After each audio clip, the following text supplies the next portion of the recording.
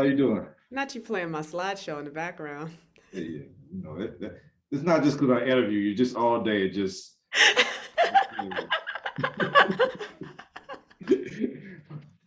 But I don't know where I want to start this. I think I want to start talking about Black female heroines, and like I know what like back in the day we had, Pam Grier as Foxy Brown and Coffee, and Yes, we had Halle Berry do a number of action movies. I think Sanaa Lathan was in one, Jason versus Freddy, or something like that. yes, yes. But it seems like we haven't had uh, that many consistent ones. And I know that you missed out on Captain Marvel, and now you're in Jurassic World. I want to know, like, since you did such a good job in this action movie, is this something that you want to like? Can you be our next Black female action hero, like our go-to? It was this what happened. I'll tell you what happened. I did a short with Nikyatu Jusu in 2011 called Black Swan Theory. And that character was former military, suffering from PTSD. And between that and watching Logan, that's what changed my mind about the genre in general. Because I was just thinking to myself, if we can tell these stories with a level of characterization and depth, if there's somewhere that I have to go as the nerdy actor I am, then I'll be there. Because that combination is the combination that I find compelling. When you not only have all these like amazing, very challenging and satisfying action sequences, but you have like, characters that everybody feels some kind of actual connection to. So this was all intentional. I knew from then, I was like, that's the goal. I'm gonna work towards that. So it's been a, you know, 11-year process from then to now. We gotta go. Gonna have to break a window to get inside that thing. Hope nobody's afraid of heights.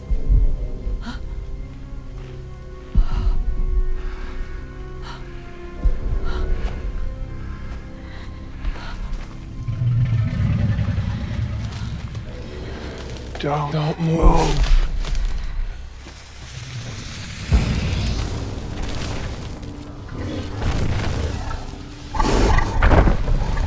I wonder because I feel like we have some type of like the similar characteristic where I fell in love with medicine and science.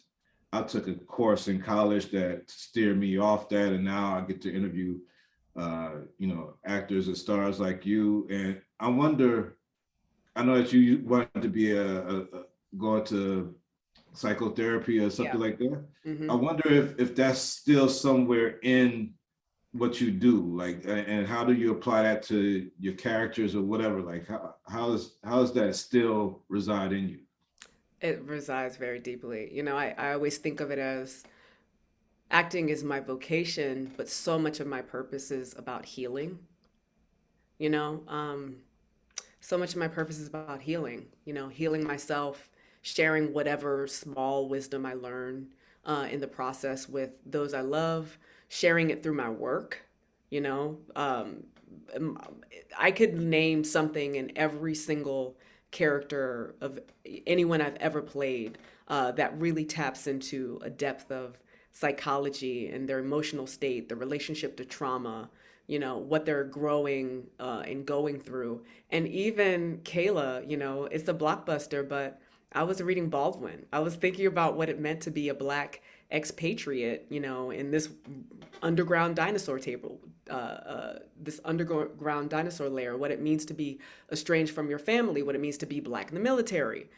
So so it doesn't really matter where I go. I'm always thinking, on relatively psychological terms with every role I play. I got to work with Spike Lee on uh, a film way back called Get on the Bus. Yep. And I know that had the pleasure of you probably worked with him at Tish also, but you definitely had the pleasure of working with him on She's Gotta Have It. What do you think that you take from that experience of working with Spike, this kind of like mentor to Yeah. our creative community as you go through your career? I think, working with Spike, you know how they're like, oh, if you can make it in New York, you can make it anywhere. He just prepares you as a lead because it's not just, I think from the outside in, it's like, oh, you act, or and then you do like the red carpet stuff. But being a lead actor is a leadership position. The morale of a production can be made or broken by the energy, the stamina, the endurance, the attitude of a lead actor. And a show like She's Gotta Have It, where Nola's a true lead, there were not many days for season 1 or 2 where I was not working. And building up that level of stamina, and staying on your toes because of Spike.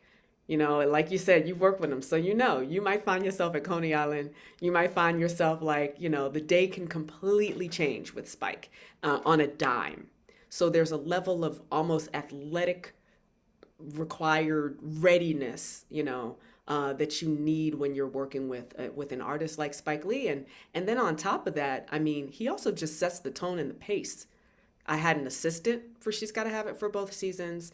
There was a company credit card. He knows how to treat his lead actors, and so you also carry that wisdom of like, this isn't how I'm supposed to be treated Yeah, yeah, in every production you move through. yeah. You always had, I mean, since I've known you on screen, you've always had it together. Like you always had a good body. No disrespect to Lano,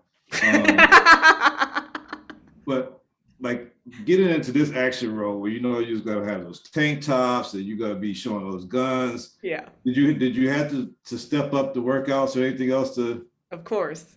I mean, I think what trips me out, what makes me laugh about season 2 of She's Gotta Have It is I'd already been training for Captain Marvel. So I just kept going, like I always joke about it. I'm like, Nola didn't need those shoulders. Like she's brolic for no reason in season 2 and it makes me laugh.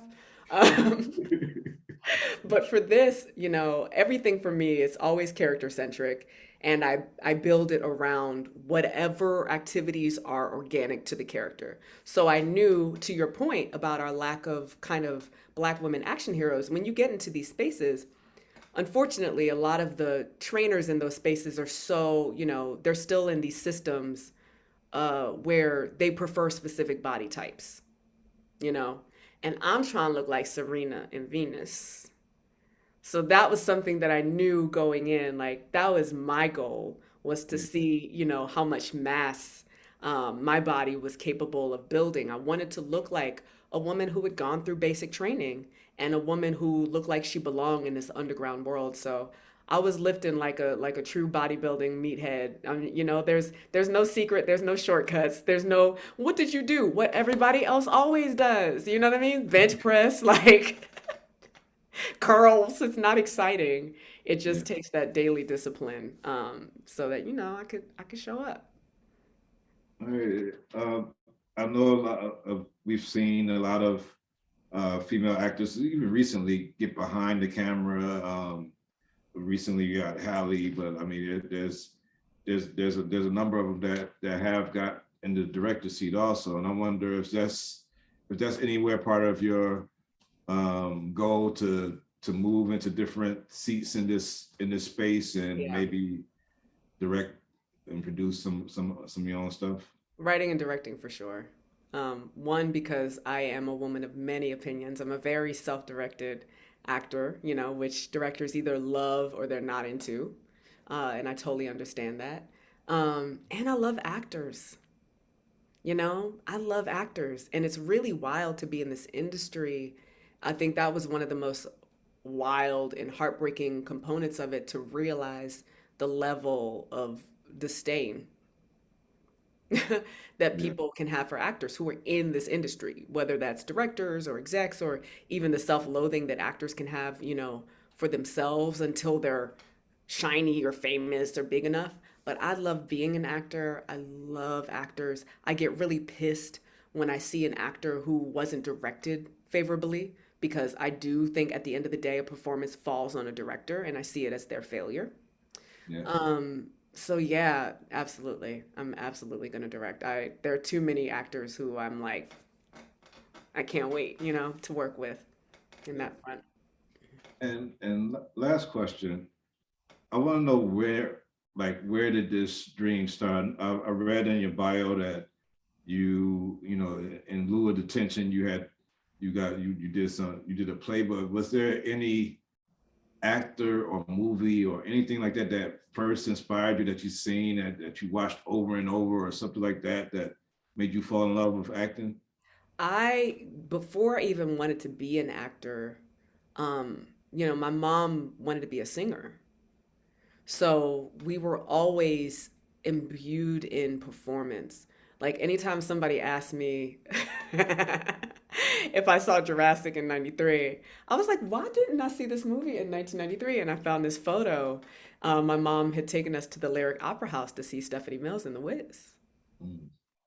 you know? So that's what we were doing in 1993. Um, and there are a couple of things that I watched over and over when I was a kid for sure. Like we were watching Who Framed Roger Rabbit on repeat. I I was raised by Coming to America. Like I saw that movie every weekend. Um, Who Framed Roger Rabbit, Little Shop of Horrors, um, House Party. There were definitely a number of movies. And then I love classic films. So I was watching, Katharine Hepburn and all these other women, these golden age of Hollywood actresses, long before I knew solidly wanted to be an actor. Yeah. Well, I feel like we're just in act one of your story. I can't wait to see these other acts unfold and see what you got coming up next. Thanks for your time. Thank you. Um, tell my boy I said what's up. You Yeah, I hear live that? in Pasadena. I lived in Pasadena all these years, but I've moved from there. So much respect to you and everything you got going on. Appreciate it. Thank you. All right. All right. Thank you, everybody.